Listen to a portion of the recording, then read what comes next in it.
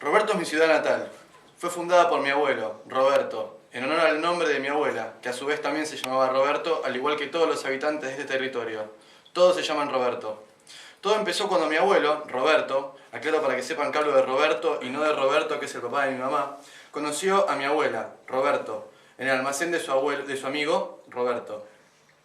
Mi abuela en ese entonces salía con Roberto, mi tío abuelo, pero estaba perdidamente enamorado de Roberto, su compañera de banco en el Nacional de Roberto. Por esa razón es que mi abuelo no tuvo que pedir permiso alguno para acercarse a mi abuela, ya que de alguna forma le estaba haciendo un favor sacándosela de encima. El problema está que el padre de mi abuela, Roberto, era el comisario de la cuarta de Roberto. Y en el pueblo era sabido que Roberto, mi abuelo, se había atracado a Roberto, y hasta a Roberto, que era más fea que pegarle a Roberto, que era la más anciana del pueblo.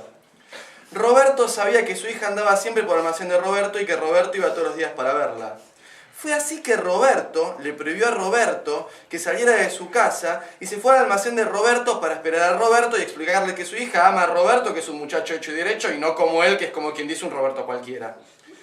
Cuando Roberto llegó y se encontró que no era Roberto quien estaba esa tarde en el almacén, sino Roberto, con una mirada asesina, quedó paralizado. Roberto se paró y caminó hacia él. Se acercó y se quedó mirándolo fijo. Roberto temblaba. Debajo de su brazo, llevaba el anotador de la escuela que en uno de los temblequeos cayó abierto contra el piso.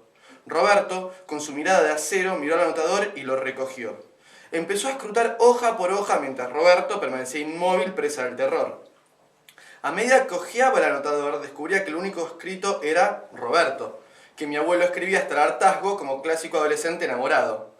Roberto levantó la mirada e indagó: ¿qué significa esto? Mi abuelo supo que su respuesta podía significar la pérdida de su amada, y fue entonces cuando dijo: Señor Roberto, este es un claro ejemplo de cuánto amo a su hija. Junté las firmas de todos los habitantes para que el pueblo lleve el nombre de mi amada, Roberto.